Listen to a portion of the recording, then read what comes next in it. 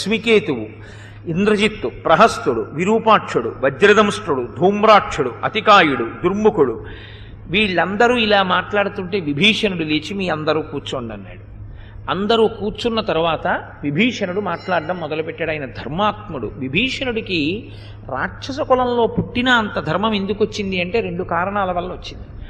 విశ్రవసో బ్రహ్మ దగ్గరికి రావణాసురుడు, విభీషణుడు, కుంభకర్ణుడు, శూర్పణఖ యొక్క తల్లి వెళ్ళి సమాగమాన్ని అపేక్షించినప్పుడు అసుర సంధ్య వేళలో వెళ్ళింది.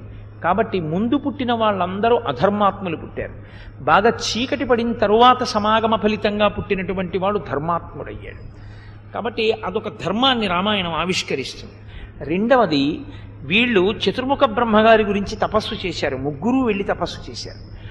మొదట రావణుడికి ప్రత్యక్షం అయ్యారు బ్రహ్మగారు. నాకు చావు లేకుండా వరం కావాలన్నాడు. ఆయన ఇవ్వలేదు.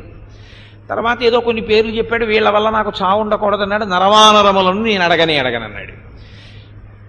కుంభకర్ణుడి విషయం తర్వాత మీకు నేను మనవి చేస్తాను. ఎలాగో పెద్ద అల్లరే వస్తుంది ఆ కుంభకర్ణుడితోటి. విభీషణుడి దగ్గరికి వచ్చి బ్రహ్మగారు అడిగినప్పుడు విభీషణుడు 2 విషయాలు అడిగాడు.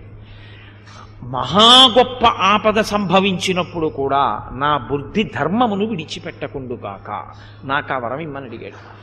బ్రహ్మాస్త్రము ఉపదేశము లేకుండా నాకు భాషించుగాక. ఉత్తరాఖండలో చెప్పారు ఈ రహస్యం.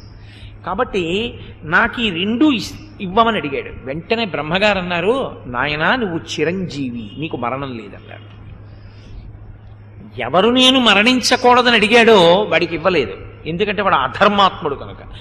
ఎవరు అడగలేదో ధర్మం నాకు కావాలన్నాడో ఆయన బతికుంటామన్నారు.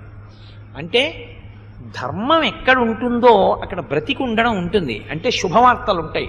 ఎక్కడ అధర్మం ఉంటుందో అక్కడ మంగళము ఉండే అవకాశం ఉండదు.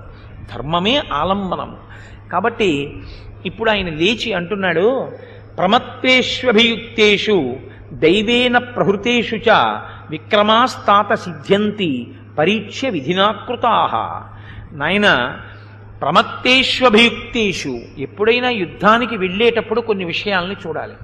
అవతలవాడు మనం యుద్ధానికి వెళ్ళినప్పుడు దెబ్బతీయడానికి వీలుగా